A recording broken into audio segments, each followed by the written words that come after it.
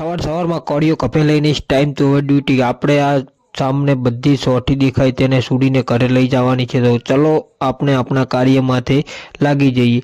તો કાર્યમાંથી લાગીને આપણે કાર્ય પૂરું કરી દીધું ને આપણે ઓઠી સમાપ્ત કરી દીધી.